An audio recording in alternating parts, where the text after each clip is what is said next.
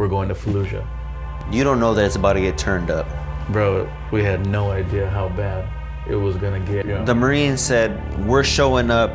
Anybody that wants it can get it. Yep. And if they're not, get them the fuck out. You're correct.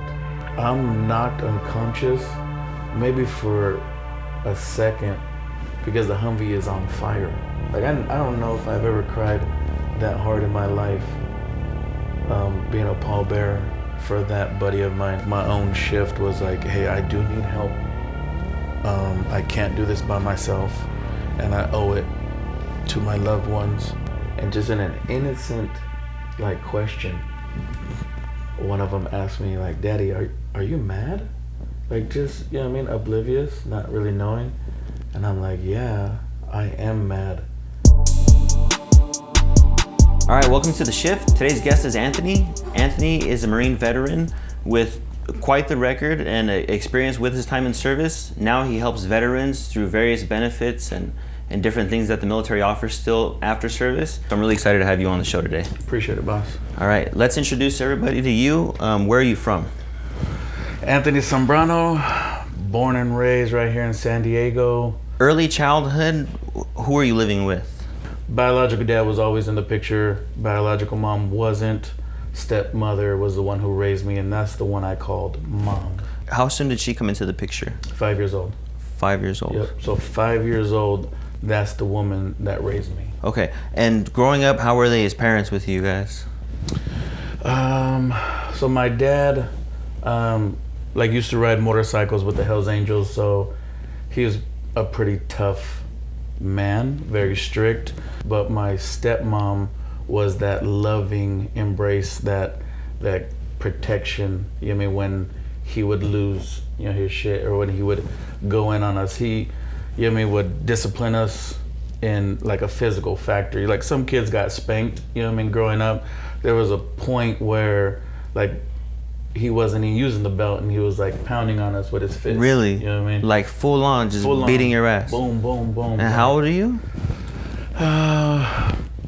9, 10 years old. I remember one time he used the belt and the metal belt buckle cut my leg, and I'm on the bed bleeding, and he comes in and he's like, don't get blood on that comforter or else. Like, no, you know what I mean, not even worried about what the damage he did. Yeah. You know what I mean? It was like that kind of set the precedent. It's kind of like that's the kind of man he was. I remember one time throwing rocks with other kids and getting in trouble, and him holding like my hand over an open flame to like discipline me. Like, you don't throw rocks. Like, And he's 5, 6 burning years your old, hand right there. over the flame. Man. Yeah, so it was like his disciplinary factor, I mean, was like extreme. But if that's all you know, That's all he knows. that's all you know. But Was there another side to him that wasn't that? Well, he loved baseball, so whenever me and my brothers were in sports, he was very like encouraging, and you know what I mean, had us out there Saturday mornings hitting grounders, batting cages, pitching practice. Like, to him, he loved baseball, he loved sports. So us doing sports was kind of like maybe a way to his heart to get on his good side. But even when he was out there at the games, he would be cussing us out if we're making an error. So he's on the sidelines in the stands, like screaming his head off, chewing us out. Like, you're over there, like, it's bad enough when you strike out. Anybody ever play sports? Like, Yeah. striking out sucks. And Yeah. you got your parent out there, you know what I mean, like putting you down in front of everybody. And what kind of shit would he be saying? Like, you fucking suck. Like, No way. just straight up, you know what I mean? Like, what the fuck, like putting you down, you know what I Oh mean? man, you're out there trying to tee up. Yeah, just try to like do your best, like little kid, you know what I mean? Just, Man. yeah. I believe a lot in you're not so much like subject to your environment. You don't have to be a product of your environment. You don't have to be. A lot of us are or lean on that and can use it as a cop out or an excuse, like, because I was raised this way, or I mean, because I lived over here, that's gonna dictate my future. You can let it if you want to, or you can be, you know what I mean, the difference. You can pivot. Yep. I can make a shift. So graduation happens. After graduation, what happens with you? I'm 19 years old, so 9/11 happens in 01. I joined in '02. I joined the military. I joined the Marine Corps. So, and that was like a year right after high school. So anybody that ran into me, they're like, "What's up, bro? What's new? What's different?" I'm like, "Well, I joined the Marine Corps. I got married, and I got a kid." When did you have a kid? So at 19, I had a kid. At 19, I joined the Marine Corps, and right when I graduated boot camp, we got married. But that was like a lot. That's a lot. A lot. Anybody Instantly that runs into you, like any one of those things is like, you know, monumental, and it's like Yeah. 1, 2, 3. You like, packaged them all up. Oh, You said I'll do real a quick. package deal, Yeah. and we can just start life right now like this. Let's get it done. Let's get it Man. over with. Yeah. Okay, so let's get into you getting into the military then. All right. Okay, 9/11 happens. Yep. You're 18. Mm-hmm. And had you already had it in your head that you were going to join the military or no? So graduate at 18. 9/11 happens in '01. I graduated in '01. I'm 19. You know what I mean? I joined the Marine Corps, and I'm like, I'm motivated by what's going on in the world, right? Like how the media is depicting it, right? Weapons of mass destruction, like this happened on our surface, our soil. Yeah. You know what I mean? It's like they did his job, right? I mean, the marketing must have been great, Right. you know, and then you're in the recruiter's office and you're going home talking about weapons of mass destruction. Yeah, so it brewed it up, and you were like, this is the move for me. This is what I'm going to do. This is what I want to do. So And then, so what was the MOS you picked? I chose infantry. So I was like, if I'm gonna be a Marine, like I can't see myself doing anything else, right? I didn't want to do Army or Navy or anything. I was like, if I'm gonna join up, it has to be the Marine Corps, and if I'm gonna be a Marine, it has to be infantry. Yeah, but you know that you're having a baby already, right? I know I have a baby coming on the way, and that is a factor of like, how am I gonna provide food on the table, Yeah. roof over his head, and clothes on his back? I'm thinking like, how am I gonna take care of my family? Yeah. So here I am, right, 19 years old, joining up with a kid on the way, and like I'm already like, my kid is 3 months old, and my first time on a plane is on the way to Iraq. Like I'm being shipped out. My unit is waiting for me in Iraq, so they just gear us up and shoot us over there. And that was my first time on an airplane. Obviously, coming from humble beginnings, I had never even been anywhere. Never even been to another state. While you're in boot camp, are they telling you guys like, hey, like, stand by, y'all are about to go to war? Or there's no talk of that when you're in boot camp? No. There's Really? no discussion about that. No. And they issued us the desert camis, both the woodland, the green ones, and the brown ones. They issued them us. And we're sitting back thinking like, damn, like, why we got two? Like, you know what I mean? Like, we don't know where our unit's at. We don't know that our unit is, you know what I mean, waiting in Iraq. We were there boot drop. Damn. So we got there not knowing left from right, wet behind the ear, you know what I mean? Finger straight off the trigger, like, even the whole, like, code of ethics, you know, you're trying to still learning. Those guys, These guys are fuck. hard chargers, bro. They had already been through it. They went like 53 days without a shower. Fuck. Like, they're talking shit to us like, bro, you guys are still fucking shitting Burger King. Like, You guys are still shit. bro, it's like shit that's like, you would never forget. That Yeah, shit yeah. is like, I love that kind of shit. oh man, like these guys are just angry. Let me just rewind 1 second. When do you find out that you're going to Iraq? After boot camp, everybody has to go to their school, their profession, whatever it is that you're gonna go do. If it's, you know what I mean, communications, you know what I mean, if it's, right, like, whatever your job is. After boot camp, all the Marines, that's one thing we have in common, right? Every man a rifleman, so we all have to go to boot camp first. So we all learn how to shoot. I don't care if you're a cook, 100%. I don't care what you are, everybody can shoot, right? Everybody has a rifle call. And then you go to your school. So School of Infantry, like during that time, that's like 3 months, those instructors were telling us like, man, we're jealous. Like, we're stuck here, you know what I mean, teaching, right, instructing, and you guys get to go, you know what I mean, to Iraq. You guys get to go get some. Yeah, you get to go get some. You're gonna go in country and, you know what I mean, like, be put to the test. Yeah. So they were jealous. And they're telling us, we're still brand new, right? 'Cause You don't even know what's going on yet. Exactly. So it's like, okay, if you say so, like you're jealous of us, we're not jealous of ourselves. We're like, no one's in a rush to get over there. Yeah. You know what I mean? the whole talk of it is scary. The media, right? Like not knowing the unknown. So then right after SOI, they start gearing us up. Like, here's your gas mask. Here's your M16. Right? Here's your camis. Here's your duffel bag with everything you need in it. They're just gearing us up. And in that time, then we know we're going to Iraq. They're gearing us up. And then that moment. And it's you and you got the dude you're with, right? We're all fresh out of SOI. So we all made it through boot camp. We all made it through School of Infantry. And now this squad is going to go be dropped with 3rd Battalion, 5th Marines. They're waiting for you in country. Copy. Okay. And then when you fly into Iraq, what do you remember about seeing? So I remember the flight, it took 24 hours to get there, the first flight. Because I did 3 tours of the first flight. Just to throw it out there, first flight is 24 hours. The second flight was 15. And the third flight was like 13, 14. And each time I was like, bro, what's the rush? Slow the fuck down. Like, we're not in a rush to get there, dog. Like, why did it take so long the first time? Like, we have no idea. I know we don't go past Kuwait because Kuwait is like a loading zone. So Kuwait is like Americanized. You know what I mean? Like the green zone type stuff. You know what I mean? Like they had a Baskin Robbins in Kuwait, bro. Like they had AC tents. And this is your first stop? Yeah, Kuwait is where we like get into like a C-130 and have to fly to like where we're gonna pick up the Humvees. And it's like another base, like camp, whatever it's called. You know what I mean? Camp this, camp that. And from there, we get the Humvees and drive like into country. So my first tour, we had to go to Diwania. Okay, so you get there, you get with your crew, you settle in, and how long does it take before stuff starts popping off?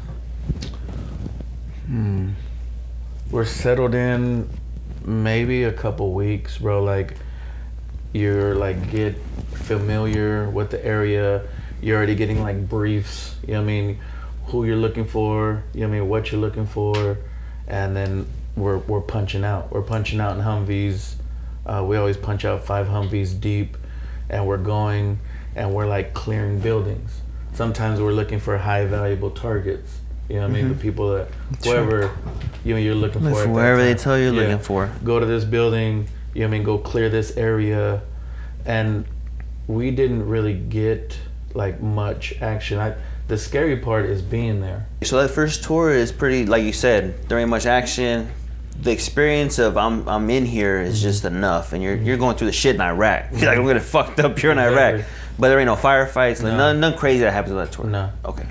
It's just the scary part of like at any time something can happen. Yeah. So you're just like, and I mean you're hearing stuff go off, right? Like it ain't quiet. Like it's not just quaint place, right? I'm sure that you're hearing explosions and weapons and guns and. You know, it's just not. Are you seeing other people get hurt or anything? No.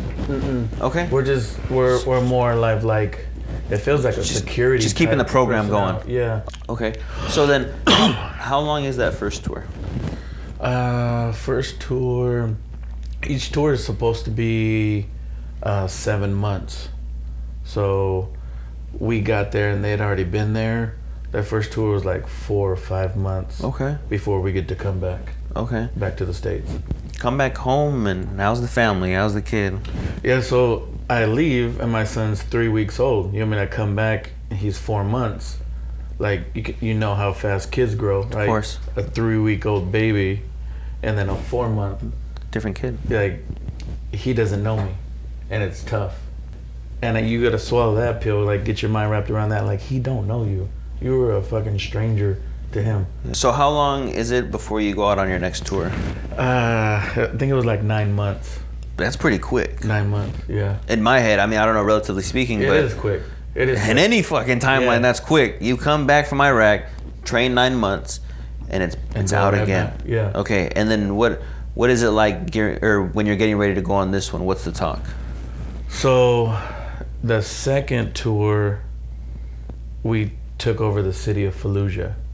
So like Fox News and Time Magazine did a piece on us, 3rd Battalion, 5th Marines, Dark Horse. We even got a presidential unit citation, a PUC. It was a big deal, right, for what we did. And it's almost like you're a victim of your qualities. Hey, you guys did so good, we're going to send you back. But gearing up, we don't really know exactly where we're headed just yet because they can't give you too much information that you could possibly give out. Right? Correct. And even when you're over there, you can't call back home and talk about where you're at or what you're doing. Like we're bottom man on the totem pole. Exactly. Like, do we really need to be briefed? Negative. That's why they break us down so you could respond to command. Yeah. I don't need you questioning me. Just do it. So we're gearing up, but we don't really know we're going to Fallujah. We don't know until like it's almost time to go. You don't know that it's about to get turned up. Bro, we had no idea how bad it was gonna get or how scary. You know what I mean? Do you feel like you had a predisposition because of how relatively easy your first tour was? That when you were going into the second one, you're like, that's probably all right. No. Well, you feel some type of way that you have one under your belt, but you don't go in, you know what I mean, thinking like you're Superman or invulnerable because shit happens. So when you're flying in on the second one, do you guys fly straight into Fallujah? Or? No, again, it's Kuwait. Kuwait is like that's the loading zone. Yeah, where you can get close enough and there's no you're not gonna get hurt. Yeah, they're not getting bombed or shot at. You know what I mean? They even like erected a mall by the second time we went out there. I'm telling them, American Night, bro. Mall. Like there was. They said these boys are stopping by. We need to put up some shops. They go spend money. That's insane, bro. Let's get their money. So okay, so you go into Kuwait, and then how long is it? How long do you stay there before you go into? It's like a week, and now we know. You know what I mean? We're going to Fallujah. So the first tour is Diwania.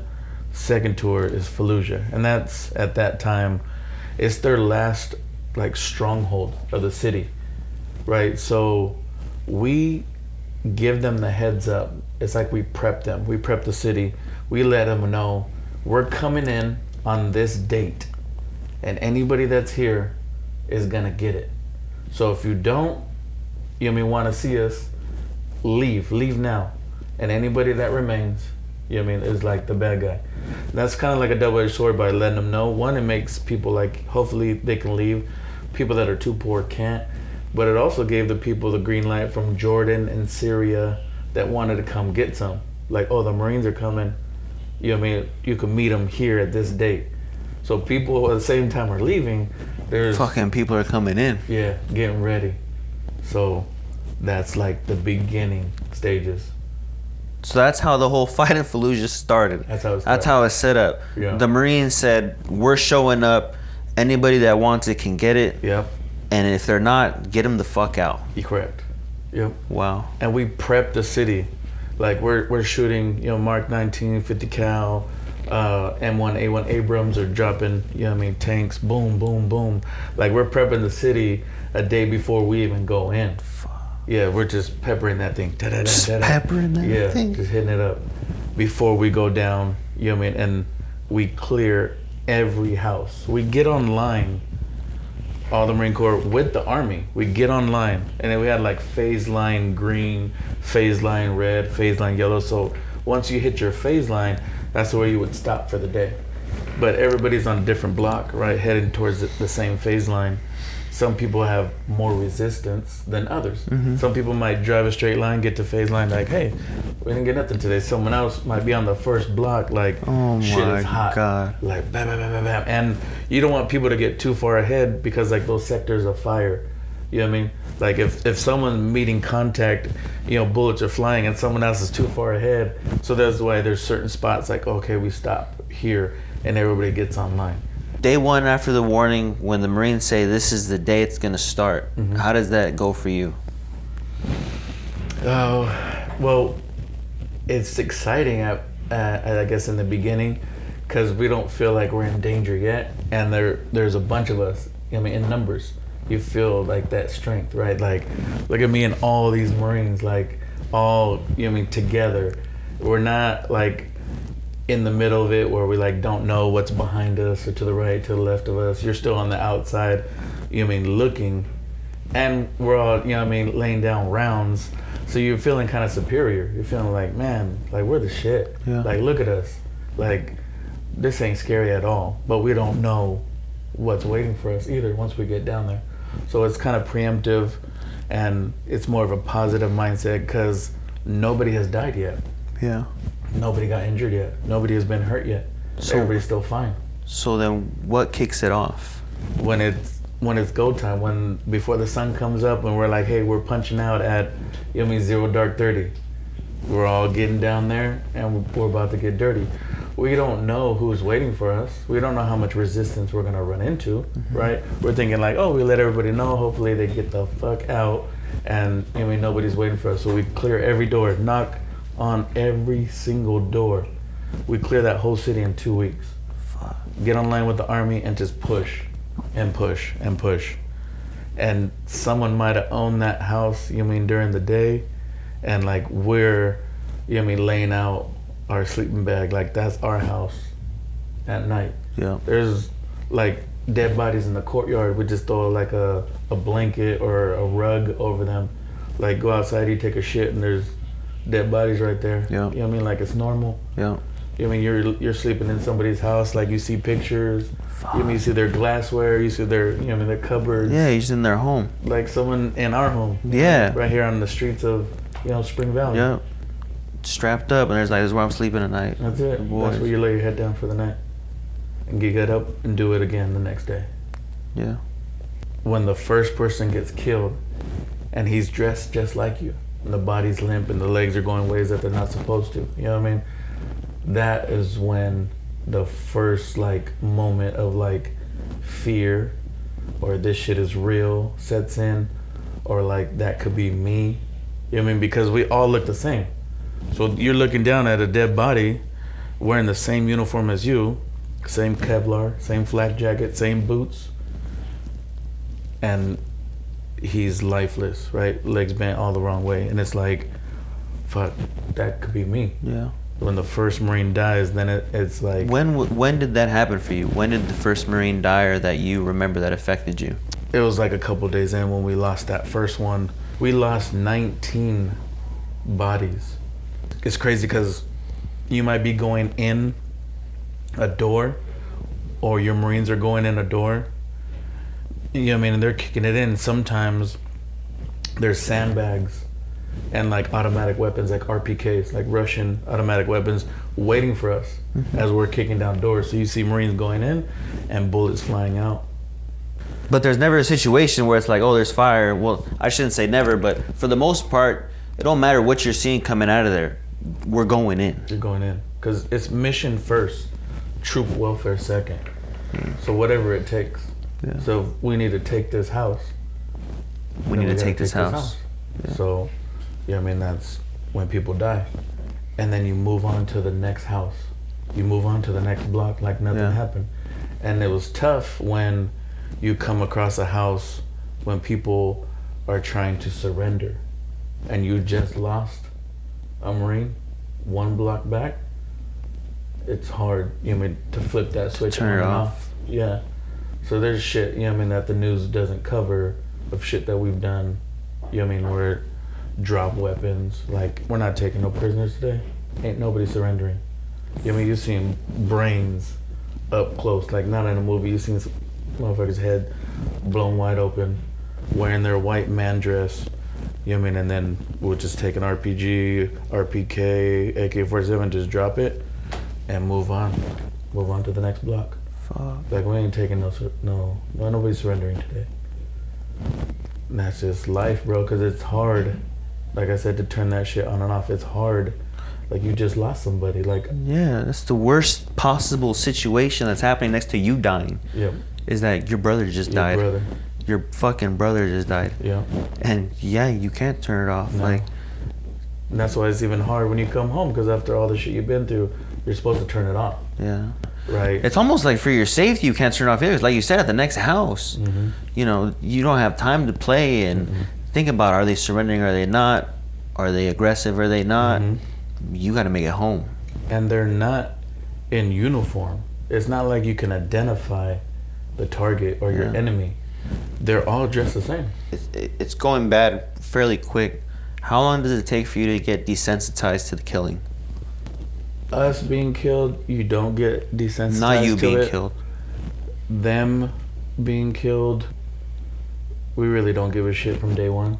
Like, we're there to do a job. In the beginning, they were really worried about collateral damage, right?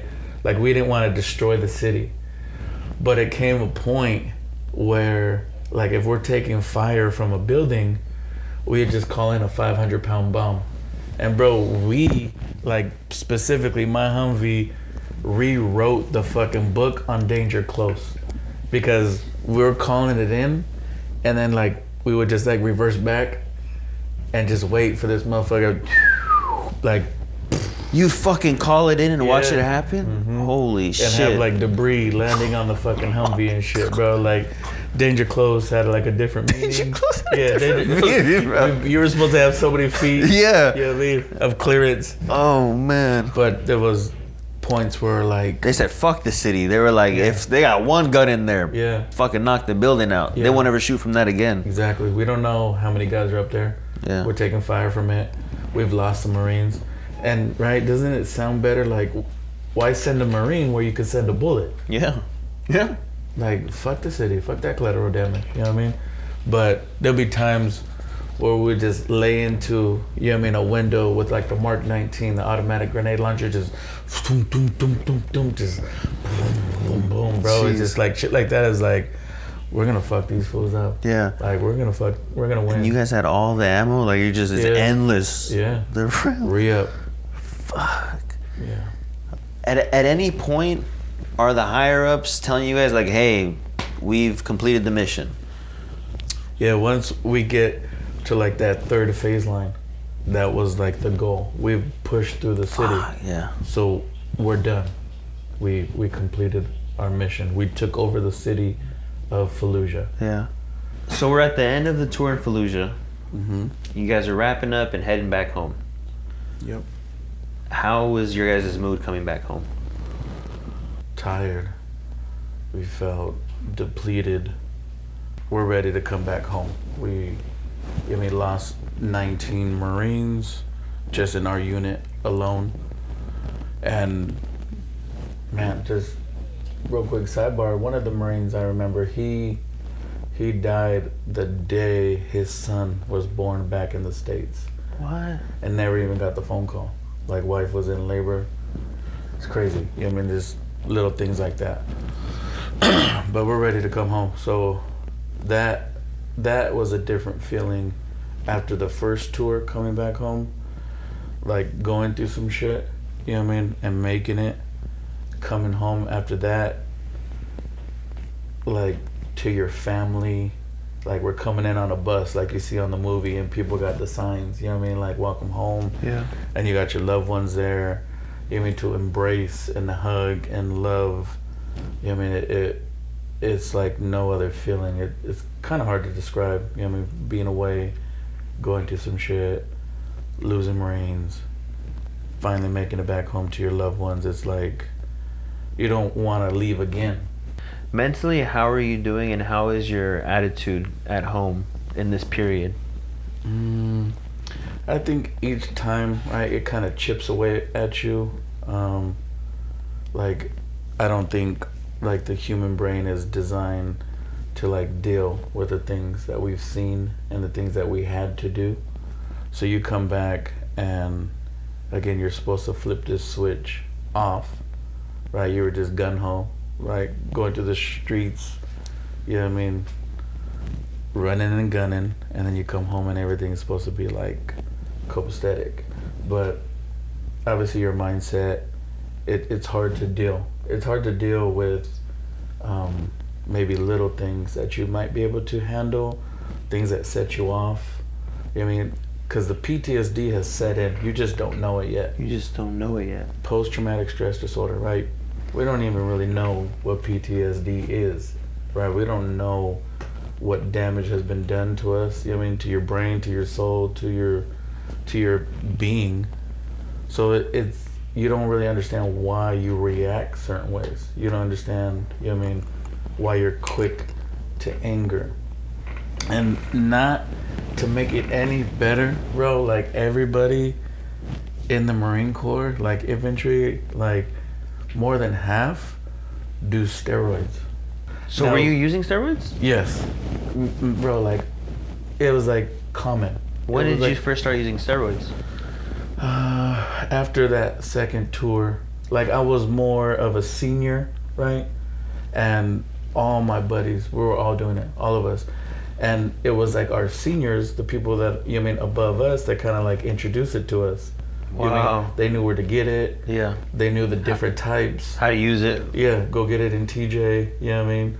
Like, what needles, how many milligrams, like, bro, they knew everything. And it was just like a passing, you know, of the baton. Like everybody's walking around jacked, you know what I mean? And that's not normal, you know what I mean? So add these layers, you know what I mean? Add roid rage to fresh out of PTSD, Fallujah. Yeah. That's insane. Bro, you're and these like- boys are already hot. I mean, you guys are. How old are you guys at this time? Early 20s? Yeah, we're 21. Yeah. And I make sure we had it on our next deployment. Yeah, I was gonna say you gotta load up for the deployment. Bro, like, everybody was like on it. It would go. It would just go. You couldn't even keep it. You know what I mean? Everybody It goes faster than dip. gone, bro. Just as fast, if not faster That's than dip. crazy. Yeah. Okay, so 30 days off. You go right back to training, and then how long is it before you go on the third deployment? It's like 7 months. Okay. So now we're gearing up. And at this point, you know, this third tour is towards the end of my, like, contract. Enlistment? Okay. Yeah. And we know we're going to be on the outskirts of Fallujah. So our third tour is we're going to have to maintain some type of peace around the city that we took over on the last tour. So this is like a whole nother shit show. This is a whole different animal, a whole different fucking like tour. Like Yeah. each one is different from the next. So we're gearing up and we're getting ready to go. We get over there, right? This is our third tour now, right? We're on the outskirts of Fallujah. Now we're getting blown up every third day. The Humvees that we're in, you know what I mean, we're tasked out with, you know, cruising around the city. They're so good, I mean, the people over there in Iraq, at placing these roadside bombs. Like, they've been doing it, you know what I mean, forever. They're good at it. We would even try to catch them in the act. We would never find anybody planning it, but it was there. Like, we're getting blown up every Consistently. third day. I've seen every Humvee in, you know what I mean, the column, 5 Humvees deep. I've seen every Humvee get blown up, right? Like, on a different day. We would joke around like, who's it gonna be today? Is it gonna be you? Nah, it ain't gonna be me. And that's the mindset, you know what I mean? Because it's like, we can't do nothing about it. Yeah. Fuck it. If it happens, it happens, you know what I mean? And shit goes down, boom, Humvee gets blown up. Everybody, like 360 security. We call in like a quick reaction force, QRF. That's somebody that's sitting back at the base on their day off, and there's really no day off. You're just waiting for some shit to happen, and then you punch out. And then there comes a big wrecking crew because they have to like tow that Humvee, you know what I mean, out of there. And there goes like pretty much your whole day because you're just sitting there on that 360 watching, you know what I mean, the outskirts, make sure nobody runs upon us. But they're watching us. They know what we're doing. When they do this, we do this. Right? They know how we're gonna react to certain It things. seems like they've prepared. Oh, bro, they've been doing this for ages. There's nothing new to them. Yeah, but it seems like they're giving like the resistance. They're putting up a stronger fight. For sure. They're not like just. They're not walking rolling away. over. No. They not at all. yeah. So you come back to this third one and it's different. It's harder. It's It sounds different. like. We're not in the city. We're on the outskirts, but we're getting blown up every other day. Yes. Fuck. Just waiting. Like, who is it today? It could be, and they would wait because they know if somebody's sitting, it could be at an observation post, right, out in the city. Someone comes to relieve you, right? You get relieved, and then you take off. Yep. So they would wait. Hey, we know somebody's coming. Just wait. Somebody's about to be leaving. Beep, boom, and they're all triggered. You know what I mean? So they have a line of sight. Yeah, they have eyes on you. Yeah, and they're, you know what I mean, detonating it when they know, you know what I mean, we get to a certain proximity. I've had it where we were cruising, we hit a pothole, it's nighttime, we got the MVGs on, I'm sitting in shoddy, like in charge of the Humvee, and as we hit this dip, we see this flash, on my side, right? And I'm talking shit to my driver, like, bro, what the fuck? Like, you just went over a pothole. Like, I'm sure there was an IED in there. Did you see that flash? He's like, yeah, I saw the flash. I was like, I think that was the blasting cap. You know what I mean? The initial blast that's supposed to set off the bomb. Yeah. It doesn't go off. I'm still here. Like, I would have lost legs, arms, half body, whatever. Like, and we're just looking at each other with the MVGs. We're looking at each other. We just kind of like smile, start laughing and shit. Like, bro, that was like, fucking fuck, crazy, that's fucking bro. close, yeah. Like, we should not saw be the here. flash, literally Yeah, saw like, the flash before your eyes, yeah. Bright, you know what I mean? Because it's nighttime and the And MVG you got the goggles. MVGs on, yeah. So the light goes off, like, we're looking at each other, we're tripping, like, fuck it, just keep pushing. Like, Shit. what are we gonna do? Yeah. Okay. So it seems like on the first tour, you guys are making progress, right? You can see the progress, and ultimately you guys get to the finish line, right? This one, does it feel like you guys are making some kind of progress, or does it feel like you're just running around, getting blown up? You're like, dude, like, what the fuck is going on? Yeah, no progress, cause, like, You're just maintaining what you have. Yeah, like, how do you measure, right, the progress? Like, what is the end goal, right? Like, we're not stopping anybody from planting these bombs. We're continuously getting blown up. We're supposed to stop them from taking over the city that we already took over in the last time. Lost Marines, people have died for it, and we're supposed to maintain it, but we don't feel like we're doing any, like, good. It's like, it feels like a waste of time. You know what I mean? And again, we tell ourselves, like, we rather fight terrorism over here in their backyard than fight it in our backyard, like another 9/11. And that's just what we tell ourselves. Like, something to motivate yourself or psych yourself out. Because if you're over here thinking this is a total waste of time, like, what am I doing? That alone is like a mind fuck. You know? Is anybody close to you in a Humvee that explodes?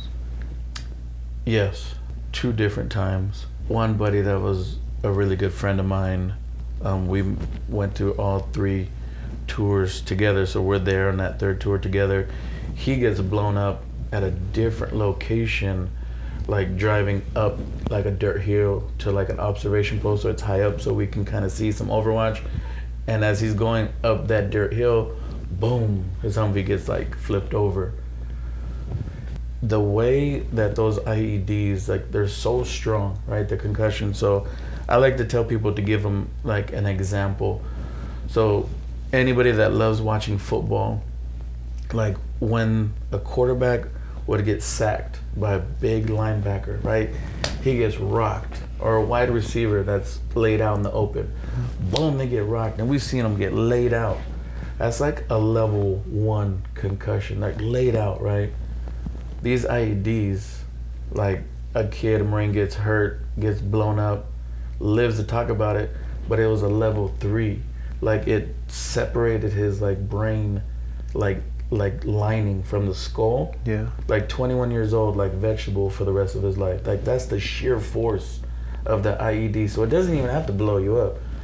The concussion of getting close enough can end you. So when my buddy Humvee gets hit and gets blown, the sheer force of it, you know what I mean? I know rocked his brain. Just like, same thing with me, right? When I get hurt, right? The sheer force of it. Obviously, we haven't even got to that point yet. You know what I mean? No, but I just want to put into perspective. It's like, oh, they blew up the Humvee. This ain't no RC car or a regular car or a regular truck. These things are solid. I mean, these things are heavy and they're built to take damage. Right. To get that to flip over, like you said, that's got to be a massive explosion. Yeah. That force. Like, to what you're saying, to the sheer force to move something like that. It's not, like I said, just the regular Humvee. Even that's big, but the up armor, they're heavy, bro. Yeah. So he gets rocked. And you're inside there, and I mean, you ain't got airbags and all this safety stuff to keep. It's a metal, It's a metal can. That's what you're in. So I had a buddy get hurt. He lived to talk about it. I had another buddy who was up in the gun, and when an IED went off, the gun has like a little bit of armor around it and turned the metal into Swiss cheese. So what do you think it did it to him, right? Like, went right through the gun. You know what I mean? Him up in the gun, went through him, and you know what I mean? Rest in peace. Like, that was in the 3rd tour that buddy of mine doesn't make it home. Yeah. And his driver as well. So sometimes only those IED blasts go off and they do different things. You mentioned that at some point you're in a vehicle that explodes? So we're at an observation post, right? Again, we're on the outskirts of the city. We take 2 houses and we occupy one. It's right off a street. We put down some calcitine wire, which is, just like some barbed wire. We have overwatch on top of the building, and those are considered guardian angels. So they're sitting up top. Now, we've been occupying this observation post for weeks. I am awoken to do radio watch. So it's just my hour from like 8 a.m. to 9 a.m. to go sit in the passenger seat of a parked Humvee, 5 parked Humvees, and just watch the radio. Just in case somebody is gonna radio for the gunnery sergeant, or relay something back to base. It's just my 1 hour. So I'm waking up, I go out there, I'm chilling with my M16 and the Maxim magazine, you know what I mean? Just right there, flipping through, no big deal. Boom, boom, boom, boom. We get peppered, right, by motor rounds, right? Bing, bing, bing, bing, bing. Now we're worried about the overwatch. Those guys are up top, they have nothing, no, they're not secure. Mm-hmm. They have nothing above them. And these motor rounds are, being peppered us. If a motor round lands up there, it's taking those guys out. So we bring down the overwatch. Hey, bring them down, get them inside. Now again, when they do this, we do this, right? Again, they're watching. So after we bring down the overwatch, there's no one now watching the street. This fuel truck drives off the street and guns it right towards us. There's nobody up top watching. I'm sitting on the radio. The gunny's sitting behind me and he's just radioing back to base about how we just got peppered with these motor rounds. And in that moment, that fuel truck is driving towards us. Nobody can stop it. Normally you would be able to put some rounds into the engine or into the driver, but they know, right? We get hit, we bring down the overwatch, he guns it towards us, and I see him as clear as I'm looking at you. Young guy, skinny, young, maybe 18 years old, freshly shaved, man dressed, that's what we call him, right? And just boom, blows himself up. So a suicide bomber driving a fuel truck strapped with C4 and 155 arty shells detonates himself 10 feet from my Humvee, and I see him. Now again, I explained the concussion, right, and the sheer force. Yeah. So I'm knocked unconscious maybe for a second because the Humvee is on fire. So the fire is what wakes me up. I take a big breath, I jump out, and I run through like 5 feet of flames until I get out into an open area, right? And I just take a knee. I'm obviously out of it. I don't even know really what's going on. My weapon is in the Humvee. I'm scared shitless because I'm thinking, what if there's people that are gonna follow up and I'm out here with nothing? You feel naked when you don't have your weapon, right? Yeah. It's like an extension of you. Carry it with you at all times. You sleep with it, you shit with it, you eat with it. It's never out of your reach. And now it's in the Humvee, right? That's on fire. Burnt up. I'm out in the open. Are you on fire? No. So the camis are like flame retardant. Flame retardant, yeah. So you can hold a lighter to them and they won't catch. Obviously, if you get and throw them in a pile of fire, you throw them in, a bonfire, sure, they'll catch. So no, I'm not on fire because of the camis. Wow. So at that point, I'm a little delirious. I'm out of it. I just make my way back to the observation post, the house that we're occupying. Everybody's kind of scrambling, right? They don't really know what's going on. Well, that suicide bomber, when he blew himself up, it took out all 5 Humvees. That's how big the explosion was. What? Like, I have images of all 5 Humvees destroyed and the house we're at and the crater that the suicide bomber left, like how big. And you were 10 feet from that? 10 feet my Humvee was. That's crazy. So it engulfs all 5 Humvees. And a Humvee, like headlight to headlight, is like a like over 5 feet, like wingspan. You can't hug a Humvee from light to light. You know what I mean? Yeah. It's wide. Yep. And they were all parked with like 3 feet dispersion. So 5 Humvees wider than your wingspan with 3 feet in between, and all 5 of them engulfed in flames. All 5 of them burned up. It took these double doors off of one of the Humvees and blew them up over the house. Again, the sheer force. We're talking about how heavy these doors are. It just, like flung them, like a tennis ball over a house. Now we don't have any Humvees to even like medevac, right, or even get out of there. Yeah. So we're calling QRF, quick reaction force, for them to punch out. The other Marines are like with their weapons, everybody facing outboard. And then we always have a corpsman attached to us. So the Marine Corps, we don't have a dock. It's Navy. It's the corpsman. Their corpsman is attached to us. Yep. All his medical stuff is in the Humvee. Oh. So he can't even assist me. He just grabs a water bottle and just sprinkles it all over me. He's like, we got to get him out of here. Fuck. Quick reaction force comes, scoops us up, and takes us to like the nearest base. Now, in that moment, in that incident, where I was sleeping in that room where they woke me up, my cot, we all sleep in cots, was up against a wall. Just say like that wall where you're at right there, you're sleeping, laying down. From the window of where the blast went off, it blew glass shards across the room and just, peppered. Like if I was still sleeping, I would have been Swiss cheese. I would have been, ate up. Wow. And obviously, like, glass doesn't show up on any x-rays. Like, it wouldn't have been able to help me, right? It would have been like every artery, every piece of me Sliced up. So, like, I see it like maybe it was better that I was out there. Because if I stayed asleep and that thing goes off, I'm not having this conversation with you. Yeah. But me being out there in the Humvee, first and second degree burns to my hands and face, right? The traumatic brain injury, which has affected like my memory, processing, migraines, PTSD, tinnitus, the ringing in the ears. I got chronic back pain, both shoulders, both knees, and both ankles. Like I have a long list of service-connected disabilities. Like the military chewed me up and spit me out, but maybe I wouldn't be here. Yeah. If I'm not in that Humvee, when that shit goes off. They medevac me like to a different part of a base. They cut my camis off of me, boom, tube down my throat, knocked me out.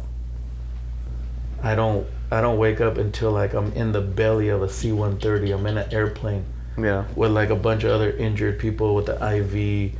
So we go to Germany. You wake up in the C-130. Yep. And do you remember what happened? No, I do know what happened. I don't know how I got to the C-130, but I remember. But you remember what happened? That happened. Okay. Yeah. So I'm in the C-130. So you're in the C-130 and it feels like, we just need to be transported. Like I'm banged up, I'm out of the fight. They're gonna get us somewhere. Yeah, safe. To get some medical attention. Mm-hmm. So it just happens to be Germany. Yep. And so you guys touched down in Germany, and then what? And what's crazy is like everybody needs an ID to get into the States. Now we all carry our ID in our left breast pocket. Well, they cut my camis off me, right? So there goes my ID. So they have to snap an ID of me right in the bed, neck brace, like all burned up. They have to snap an ID. And they're like being apologetic about it. I'm like, I don't give a shit. Do what you gotta do. Let's go. You know what I mean? They snap that ID, and I carry that ID. I keep it on my body every day, at all times, ever since that incident happened. That happened March 23rd, 2006. And we'll get to it, but my twins were born March 23rd, 2008. So on my alive day, the day I should have died, I celebrate life.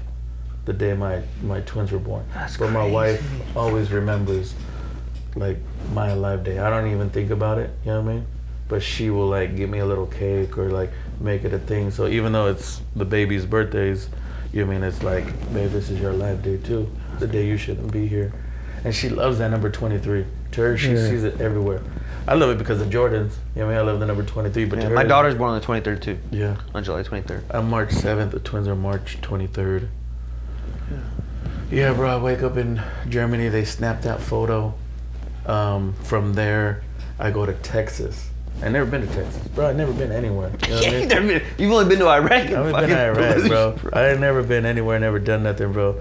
So we go to Texas, San Antonio, and that's supposed to be like the best. BAMC. It's Fort Worth. Burn Center, Fort Sam Houston. Yeah, it doesn't. Well, the big burn center is in San Antonio. Yeah. It's right next to where our core school is. So it is a burn center in San Antonio. Yep. I'm there for 2 weeks. I'm burned up. My parents make it out there, my father and my stepmom, and Mexicans are big on aloe vera, right? That's their thing. They had it on them or what? So she brings it, right, and she applies it to my face. Yeah. Well, that's our version, right? That's how we do it. Mm-hmm. Now them on base, right? Their American version, they gave me these magnesium gloves. Right, it's supposed to have some healing agent in it, but my face ends up healing way better than my hands. It's crazy. So the aloe vera, you know what I mean, compared to the because your face was just as burned up, huh? Right. Man, because I noticed, I'm like, bro, your face is clean. And everybody's like, you got better skin than me, man. Exactly. So when you finally get clear, you finally go back home. How is life for you? It's not enjoyable. Like, I don't want to be around large crowds. I wouldn't even go get groceries during the day because there's too many people. I'll wait before they close and there's hardly anybody around. You know what I mean? So it's like, you're not doing any normal stuff. Like, nothing is gonna, I guess, have you snap out of it because you don't even know what's wrong with you yet. Yeah. So life is definitely not the same. When do you start realizing that something's wrong? Years. It took years. And through those years, looking back on it, what do you remember about the way that you were acting? Or I was angry. I was destructive. I was self-medicating, doing all the wrong things. I would take things out on the people, closest to me, my loved ones. It could be my father. It could be my best friends. It could be the neighbor. Like, whoever was around, like, I could be having an outburst and taking it out on the people closest to me, which obviously isn't right, and it wasn't fair to them. And I still appreciate the people that are around, right, that didn't like totally cut me off. The ones that really like truly had my back, probably because they knew who I was prior to that, and to that probably didn't make sense to them. Like, this is not the Anthony that I know. What is rock bottom for you? I remember the twins being little. Like, they could talk, but they were little. And just in an innocent, like, question, one of them asked me, like, Daddy, are you mad? Like, just, you know what I mean, oblivious, not really knowing. And I'm like, yeah, I am mad. And they're like, why are you mad? Just so innocent. And I'm like, I don't know. I'm always mad. And it was like an aha moment, like, this is not fair to them. Yeah. Like, this version of myself, the person I am. And then the second moment, because even when I had figured that out, it was like, I don't really know what to do or who to turn to. But the second aha moment is like the VA calling, and I would usually lie to them and act like everything's okay. And then when I finally told them the truth, they're like, do you have any suicidal ideation? It's like the medical term for it, right? Like, you think about killing yourself. And I finally answered, yes, I do. And they're like, how often? And I'm like, every week, on a weekly basis, sometimes on a daily basis. So after that, they're like, well, let's get you in, you know what I mean, just to talk to somebody and maybe get you some medication, right? And I'm like open to it, like later on in life, you know, as you get older and wiser, and it's like I should be a better version for my wife and kids. Yeah. So I'm open to the idea finally, because my thought process was, I don't want to be pill dependent. I don't want to have to take pills for the rest of my life. Yeah. Like, what are they going to do to my kidneys and my liver? And it's like, I don't want to live that way. And the feelings, I think the feelings too, right? You're like, I don't want to fucking worry about this and cry and fucking deal with that shit. I got work to do. Right. I got kids to take care of. I got a wife to feed. I don't got time to worry about these fucking problems from 10 years ago or whatever. Right. I'm past that. 100%. And as much as you think that, the same thing was with my wife. I thought I was past all my stuff. And then she's like, you think you are, but we see the cracks. Mm-hmm. And the cracks are getting bigger, you know? Mm-hmm. And I think that's something that a lot of men deal with, is that for sure. They're like, I don't want to appear weak. 100%. Giving time to that is me being weak. 100%. And it's a detriment to a lot of men. But that shift that you're going through at that time, where you're realizing that, hey, I'm not going to be the best father for my kids, was probably what did it for you, the love for your kids, to snap out of it and go into a new direction where you're not angry and mad anymore, and you're happy and content 100%. and at peace. Right. Something I wanted to ask you, especially because of the field that you work in, is that PTSD and depression nowadays are thrown around so loosely. What does PTSD really mean to you?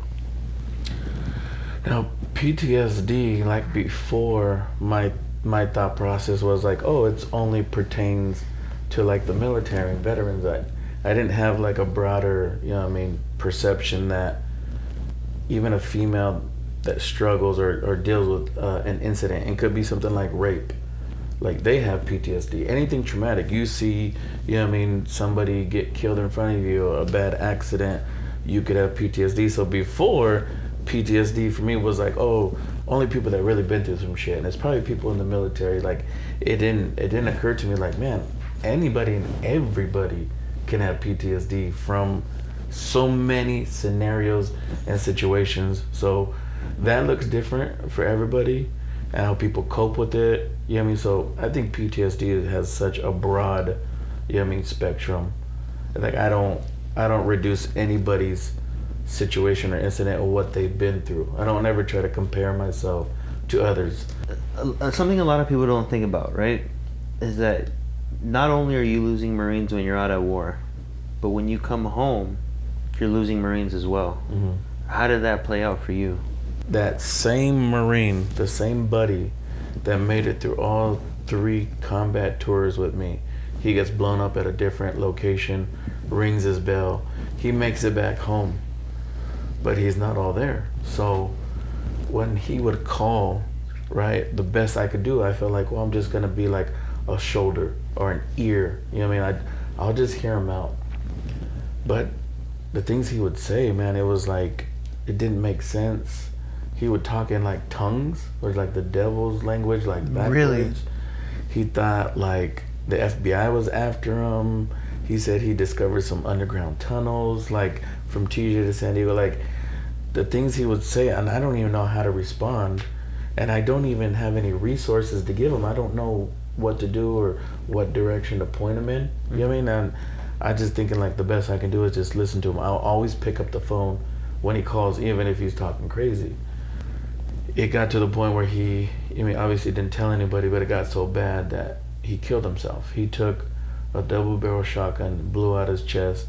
So I feel like he was still thinking in the end, like, I can have an open casket, like if I don't blow my head off, right? Yeah. I just do that, and they buried him in his dress blues. And he had 2 little ones, 2 kids, little, and he didn't want his poison or evil that he felt to get on his kids. He thinks it was gonna rub off on him. So even in the end, he was avoiding like family, avoiding his children. Like, I don't want this, you know, to be transferred onto you. So, you know, I mean, kept his distance, but like methodically thought it out, because like went into like the gun rack, you know, I mean, to get the shotgun, like to load it up, you know, I mean, to go into his room and do it secretly, you know, I mean, like, I don't even know how he felt, you know, I mean, in those moments. And it's tough. You know what I mean? I was a pallbearer. I helped bury him. Like, I cried so hard. Like, I don't know if I've ever cried that hard in my life, being a pallbearer for that buddy of mine. Like, just because I know what we made it through, and I struggle with the same thing, and I'm still here, and I got the help that I needed, but not everybody does. And sometimes that's the end result, and it's sad. And that's just the best way I could put it. It's so sad to go through all that, make it back home, and then end your life. Yeah.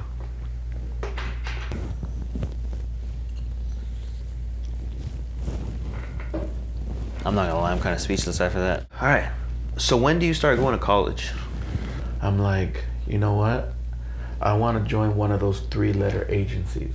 I start off at a community college, and it takes me like 4 or 5 years to get out of there, to transfer to San Diego State. I'm there for a while, like take a semester off, fail some classes, get my GPA up high enough, and I transfer to San Diego State, and then I do exactly 2 years there and get my bachelor's in sociology, and then I apply to the DEA. I'm working out. My buddy is a personal trainer, so I have him like, bro, get me ready because I'm about to go to the academy. Bro, I pass everything. I'm good to go. Like, and right before I go to the academy, in my head I'm thinking, how many different pills every day do I gotta take so I can make it through all this pain that I'm feeling? And I have this really aha moment, like, that's no way to think or live. Like, the job I'm going out for is like special agent. Like, you're still, a ground pounder. You're like on the front line, you're still carrying a weapon, and like, I'm like, the guy to your left, to your right, like your partner, whatever, depends on you. You know what I mean? Yeah. Like, can I do that job? And I really shouldn't be thinking, how much pills do I need every single day for an academy that's, like 3 to 6 months long. It's like, it's a lot of pills. Like I can't do this. And I've been wanting to do this for so long, right? Man, yeah, you made it to this whole point. All this time. And I've been telling everybody, this is what I want to do. And everybody's asking me about it. Yeah. Like, bro, what's up with the DEA? What's up with the DEA? Like, I'm moving along. 2-3 year process. And in the end, I'm like, I had to pull out. Like, I can't do this. So in the meantime, after I had graduated, the job I had after my bachelor's, I was working valet, right, downtown in the hospitality, and I'm in charge. Like, I'm an account manager. I have 20 people under me. I'm hiring and firing and making the schedule, P&L, profit and loss, all this good stuff. COVID hits. When Vegas shuts down their hotels, we just know it's coming. Bro, downtown was a ghost town. Yeah. You could stand in the middle of the street, look like something out of I Am Legend. Like, bro, there's nobody around. I remember, yeah. They send everybody home. I got 4 kids, wife's a stay-at-home mom. Everything falls on my shoulders. I'm freaking out, and I go home. The way I like to say it at my house, the castle is under siege. For sure. They're outside knocking. Yeah. And it's time. 100%. It's time. And then I have to go home and tell the wifey I've been laid off. Fuck. And she's already a worry wart. You know what I mean? Like, everything in her head, bro, is just like, what if? You could what if the shit out of everything. So she's already like, I come home like, it's okay. It's all right. Everything's going to be fine. I got this. And I'm really thinking like, what the fuck am I going to do to pay the bills? You know what I mean? I had bought a house right here in Spring Valley. Like, I'm a homeowner. I got bills. You know what I mean? I got mouths to feed. Yeah. And everything falls on my shoulders. Yep. So then I'm like, I'm gonna go back to school again. I'm gonna shoot my shot with VRE, Veteran Readiness and Employment, Chapter 31. The worst they can say is no. They find me entitled. Of course. So I'm grateful, bro. Yeah. They're gonna help me get my master's. Hell yeah. So now I go you're back in the game to San Diego State. Back at state.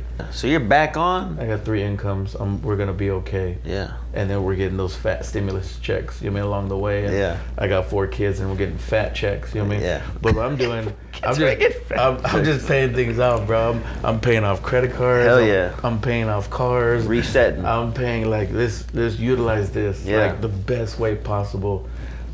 Debt to income ratio. Just pay some things off. You know what I mean? So now I'm back at San Diego State, and my goal now is like, hey, I'm gonna get my master's in rehabilitation counseling, because that's the degree you need to become a voc rehab counselor.